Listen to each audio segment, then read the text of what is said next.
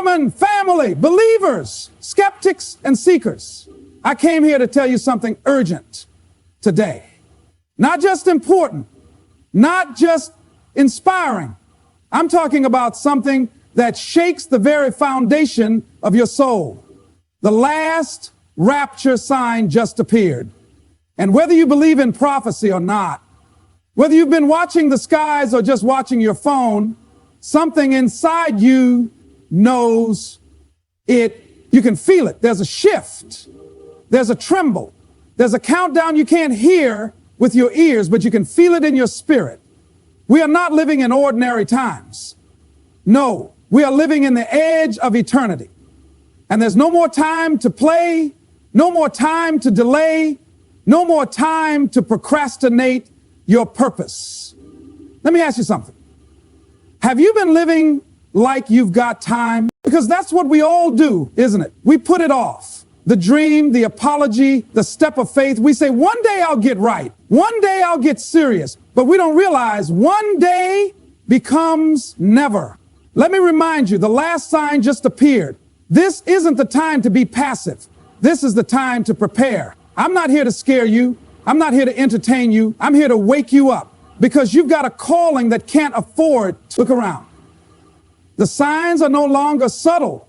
They're shouting. The world is groaning. People are numb. Truth is under attack. Good is called evil. Evil is celebrated. And yet, the greatest danger is not what's happening around us. Hope is dying. Conviction is dying. Passion is dying. But you were born for such a time as this. You were not made to run and hide. You were not made to fade into fear. You were not made to fade into fear. You were not made to live on autopilot. You were made to rise, to lead, to shine. You were made to respond to the call when the trumpet sounds. Not just the final trumpet, but the one calling you right now to awaken. See, this isn't about religion. This is about reality. And the reality is we are at the brink. Something is coming. Some called at the end. But for the faithful, for the prepared, for the chosen, it is not the end. It is a beginning of glory, a beginning of eternal purpose, a beginning of victory. But beginnings demand decisions. You cannot carry old habits into a new season. You cannot step into destiny with distractions holding you down. And you definitely cannot respond to the final call if you're still asleep at the wheel of your own life. The last rapture sign just appeared. That means this is the moment to check your heart. Are you ready? I'm not asking if you go to church. I'm not asking if you know scripture. I'm asking, are you truly walking in your purpose? Are you living like you believe eternity is real? Because if you really believed it, you wouldn't be wasting your gifts. You wouldn't be holding grudges. You wouldn't be hiding behind fear. You would be on fire. And that's what I came to ignite today. This world doesn't need more people who are asleep with their eyes open. It needs awakened warriors. It needs you. Yes, you, with all your flaws, your past, your failures. You're not disqualified. You're exactly who he called. Don't let the rapture catch you unprepared. Don't let this final sign pass you by like just another news headline. See, the reason some of you feel restless right now, the reason you can't find peace is because you were never meant to settle here. You're not from here, you're passing through. And deep down, you know it.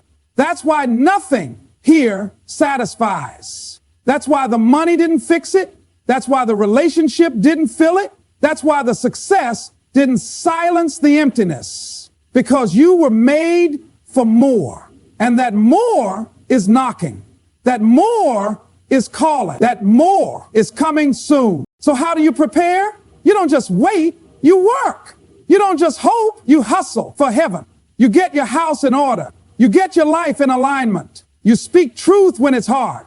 You live bold when it's dangerous. You walk in love when the world is filled with hate. And you do it now because the window is closing. You don't need a perfect past. You need a willing heart.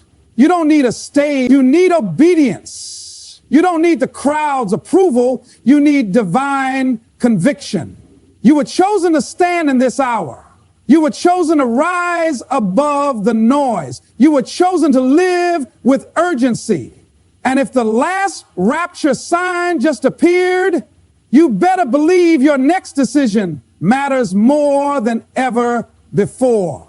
You've got something inside you that hell is afraid of. You've got a mission that darkness cannot stop. You've got a destiny that was written before the foundation of the world. But destiny doesn't fulfill itself. You've got to fight for it. You've got to wake up every morning with fire in your bones and purpose in your breath, saying, today I live like the King is coming back. Today I speak like I've got a message from heaven. Today I move like eternity depends on it, because it does. This is not the end of the world.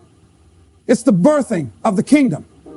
And your place in it starts now. So I leave you with one question. When the sky splits, when the trumpet sounds, when the last sign becomes the first moment of forever, will you be ready? Not ready to hide, not ready to run, but ready to rise. Because the last rapture sign just appeared. Purpose is greater than comfort. It's not just a phrase. It's a foundational truth that separates the fulfilled from the frustrated, the driven from the drifting, the impactful from the invisible. Comfort feels good, but it never grows you. It never stretches you. It never requires more of you. Comfort whispers, stay here, it's safe. But purpose calls out, come higher. Most people never fulfill their destiny, not because they're incapable, but because they choose comfort over calling. Comfort is predictable, it's easy, it doesn't hurt, but purpose is demanding. Purpose is inconvenient. Purpose will wake you up in the middle of the night. It will make you cry. It will ask for everything and give you nothing up front. In return, purpose doesn't apologize for the pressure it puts on you. It knows that pressure is what pulls out your power. The fire is hot, yes, but the fire is how diamonds are made. The pressure is intense, but that pressure is where the next level of you is born. Comfort says, don't take the risk. Purpose says, jump, even if your knees shake. Comfort says, what if you fail? Purpose says, what if you fly? Comfort asks you to settle. Purpose demands you to rise. There will come a time in every person's life where you have to choose between what feels good now and what will matter forever. And you'll be tempted to choose the easier route. You'll be tempted to stay in relationships that feel safe but kill your growth. You'll be tempted to keep a job that pays the bills but poisons your passion. You'll be tempted to hide your voice, dim your light, play small just to keep the peace around you. But purpose isn't interested in your comfort zone. It's not coming to meet you there. It's calling you out. It's telling you, leave the boat, walk on the water, trust the unseen. It'll never beg you, but it will never stop calling you either. You were not designed for stagnation. You were not built to just exist. You were made to move. You were created to contribute something unique.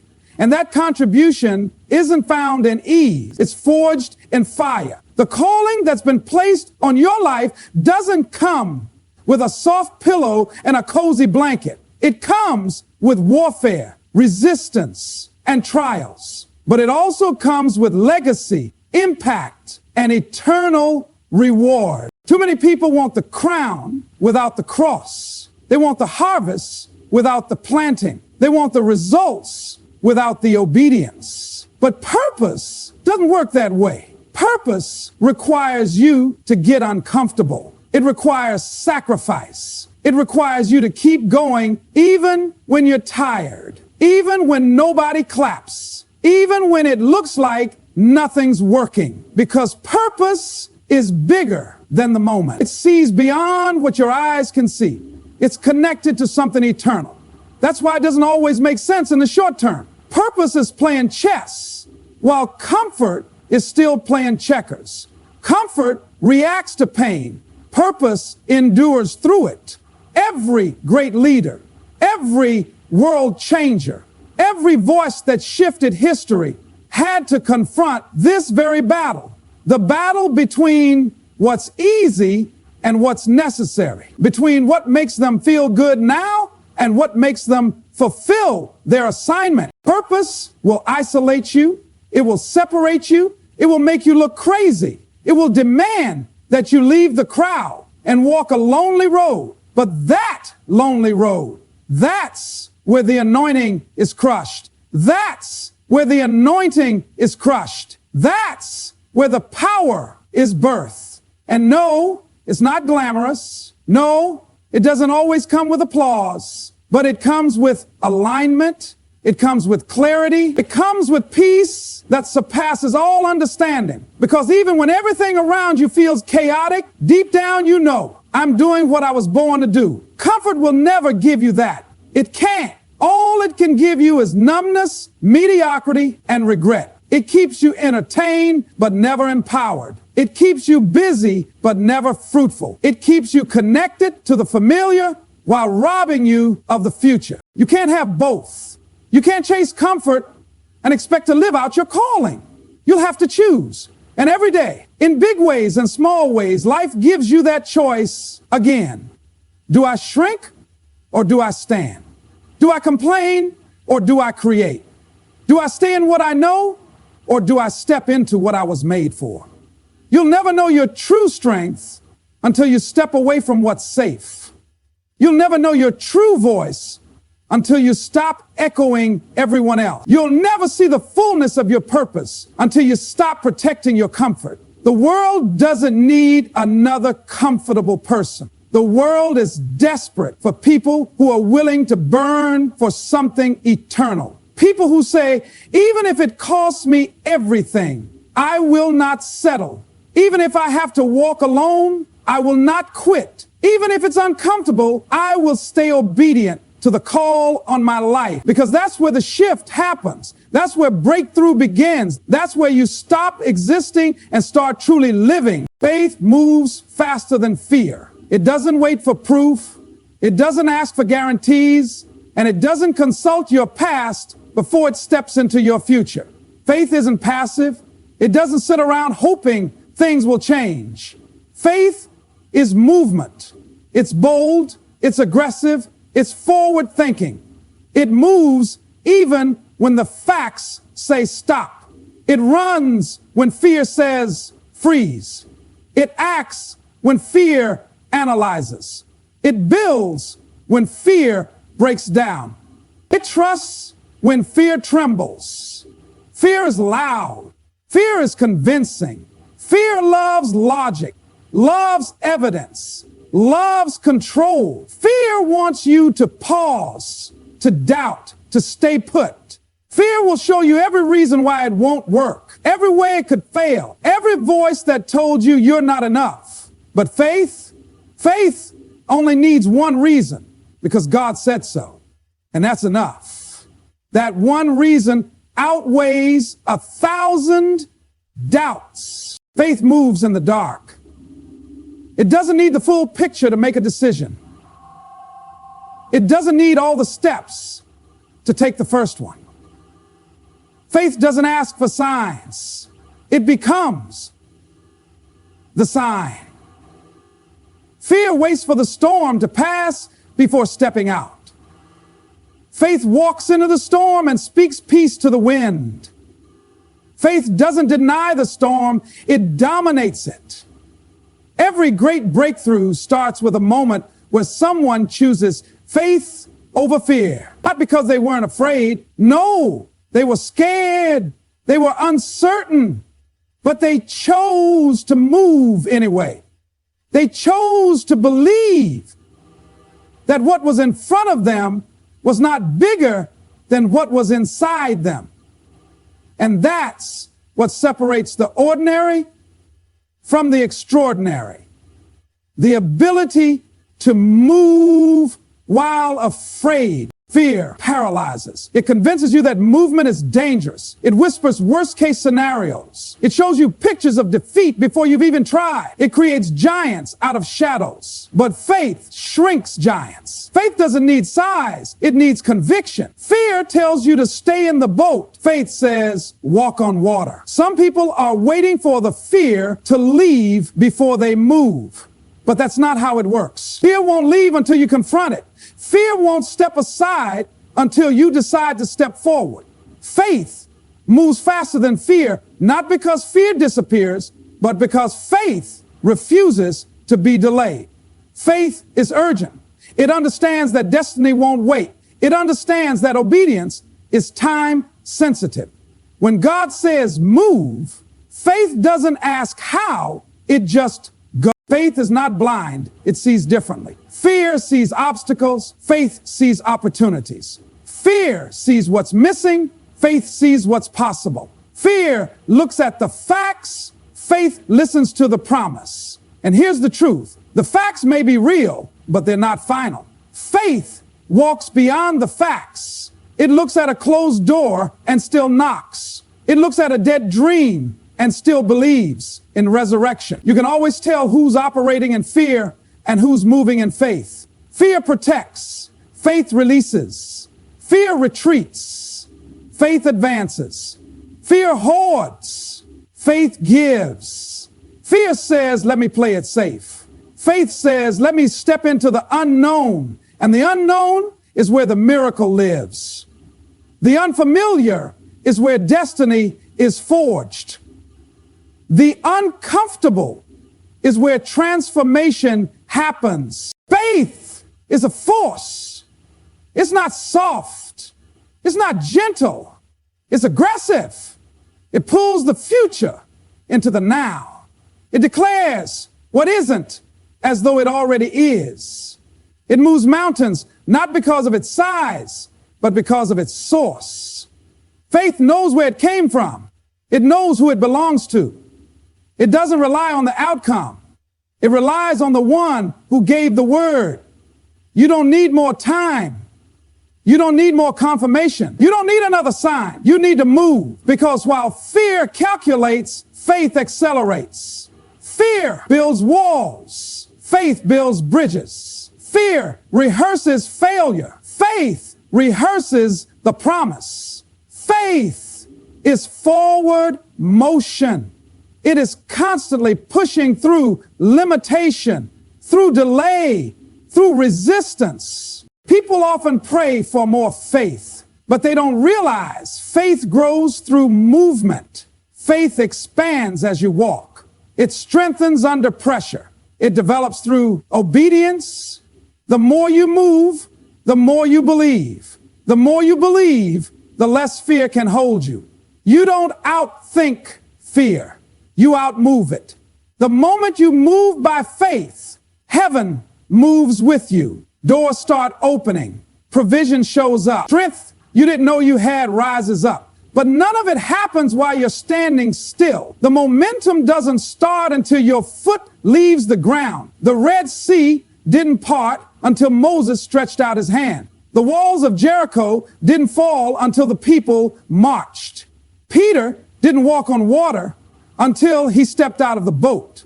There is always a move of faith before the miracle. Fear needs control. Faith thrives in surrender. Fear needs certainty. Faith is fed by trust. If you wait to be fearless, you'll be waiting your whole life. If you wait until it makes sense, you'll never leave the shore. But if you dare to move, if you dare to act, if you dare to speak, even while your voice shakes, then you'll see what only faith can unlock. Because faith moves faster than fear. And that one decision to move could change everything. Obedience unlocks destiny. Not talent, not ambition, not popularity. Obedience. It's not flashy.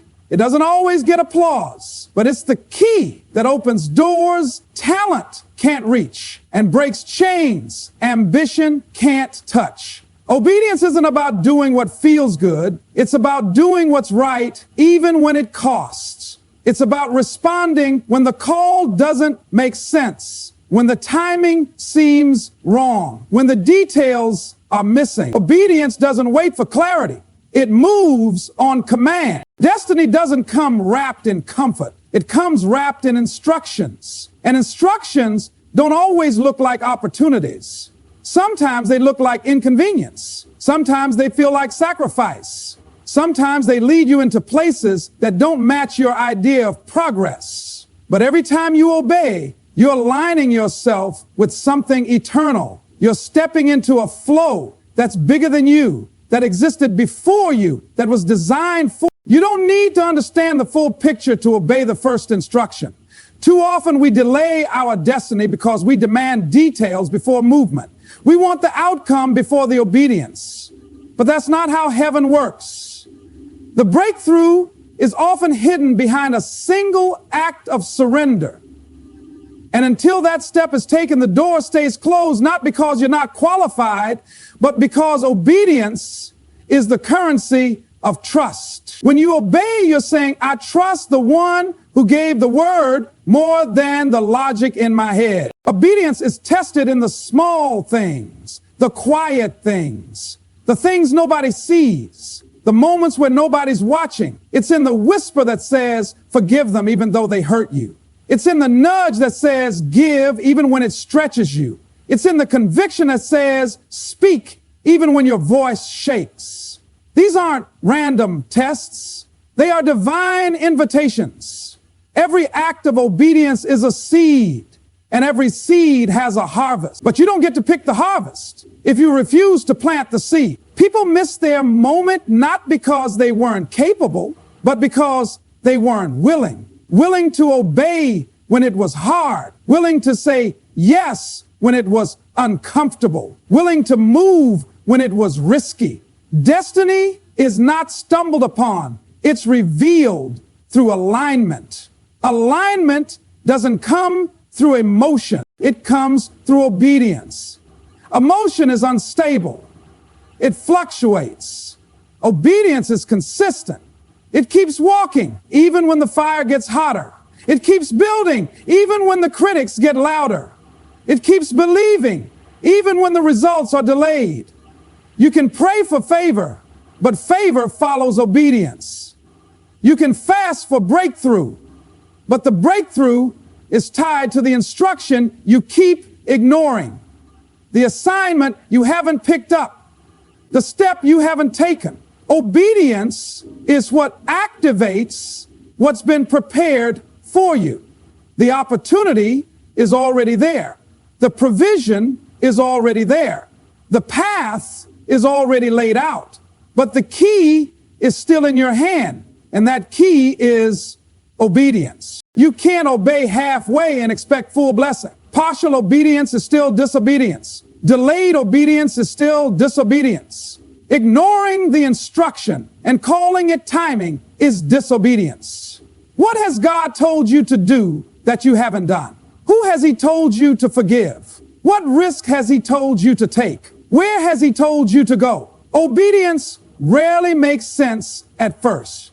It rarely comes with confirmation up front. It usually comes with silence. But silence isn't absence. Silence is trust. When you obey, you come into agreement with heaven. You say, not my will, but yours. You surrender your plan for a greater one. You trade your strategy for divine direction. You stop trying to manipulate outcomes and start moving in alignment. And alignment is where favor flows. Alignment is where doors open. Alignment is where miracles happen. There are levels of your destiny you'll never access without obedience. Levels of favor, impact, clarity, and transformation that stay locked until you say yes. Not yes with conditions, not yes with compromise, but a full yes. A yes that costs. A yes that stretches. A yes that looks foolish to others, but makes perfect sense in the realm of heaven. Obedience will make you look crazy. It will separate you from the crowd. It will cause people to question your choices. But you're not living for their approval. You're living for purpose, for legacy, for eternity. Obedience isn't always public, but its fruit always shows. It produces peace. It multiplies favor. It expands territory. It aligns you with divine timing. God doesn't need your understanding. He needs your obedience. He doesn't need your perfection. He needs your surrender. Your destiny is already written, but you still have to walk it out. And every step you take in obedience writes another chapter. Every act of obedience becomes a testimony, a door for others to walk through, a miracle waiting to manifest. Obedience often comes before the feeling. You won't always feel ready. You won't always feel brave. But obedience doesn't consult your emotions. It moves according to instruction. It trusts the one who gave the word more than the circumstances surrounding it. When you move in obedience, heaven moves with you. The timing aligns. The resources show up. The strength rises. But it starts with the step. It starts with the yes. You were born to shift atmospheres. You weren't created just to take up space or blend in with the background. You carry something that's meant to change the room, not just decorate it. There's a weight on your life, a presence, an assignment that causes things to move when you walk in. People may not understand it. Environments may resist it, but you weren't called to adapt. You were called to transform. When you walk into a space, the atmosphere should adjust, not because of ego, but because of anointing, not because you're loud, but because you're aligned. You don't need a platform to shift a room. You don't need a title. You don't need to be the loudest voice. All you need is awareness of who you are and what you carry. Identity births authority. When you know who sent you, you stop asking for permission to be present. The world doesn't need more noise. It needs clarity. It needs people who bring peace where there was chaos, vision where there was confusion, healing where there was pain. You carry answers inside you. You carry solutions. And when you show up, what was tolerated before can no longer remain the same. You were born to be a thermostat, not a thermometer, a thermostat. But here's the truth. Most people don't know how to carry their weight. They feel it, but they hide it. They sense it, but they shrink. Because shifting atmospheres isn't convenient. It requires courage. You'll be misunderstood. You'll be labeled as too intense, too passionate, too much. But that too much is exactly what was needed to break the cycle, to pierce the fog, to wake the room up. You're not assigned to blend. You're assigned to confront, not people, but principalities, not egos, but energies. Every space has a spiritual climate. Some carry heaviness, oppression, confusion, fear. And when you walk in, you carry the authority to reverse it. Not because you shout, not because you perform, but because you carry light. And light never negotiates with darkness. It just shows up and shifts everything. Some of the resistance you felt isn't about you. It's about what's on you. The warfare isn't personal, it's positional. The enemy doesn't attack empty vessels. He attacks carriers of presence. He attacks those who pose a threat to stagnation.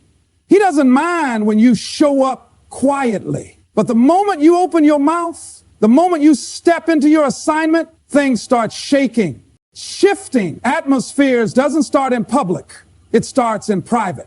You have to learn how to steward your own space before you can influence someone else's. Your mind, your heart, your spirit, they're atmospheres. If chaos lives in you, you can't bring peace to others. If bitterness lives in you, you can't release healing. You shift what you've conquered.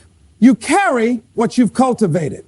This is why alignment matter. Your authority flows from your alignment. When you're in tune with the one who sent you, you move with confidence. You don't second guess your impact. You don't apologize for your power. You don't hide your oil. You know that when you walk into a room, the atmosphere is on notice. That depression has to lift. That fear has to go. That confusion has to bow, not because of your name, but because of the name you represent. Your presence should be disruptive to anything that doesn't look like heaven. You weren't sent to entertain spirits. You were sent to evict them. You weren't sent to watch things stay the same. You were sent to provoke change. And the authority to do that isn't earned by effort. It's received through obedience. It's not about how loud you are. It's about how aligned you are. There are people waiting on your voice, rooms waiting on your presence, cycles waiting on your obedience. Every time you choose to show up authentically, you break something open. Every time you walk in without shrinking, you give others permission to rise. Every time you say yes to your assignment, you shift the narrative in spaces where hopelessness once had the mic. Atmosphere shifters are not always celebrated. They are often resisted before they're respected. But your job is not to be liked. Your job is to be light. Your job is to stand firm, even when the room is cold, even when the energy is heavy, even when the tension is thick. You weren't created to match dysfunction. You were created to displace it. You don't have to force it.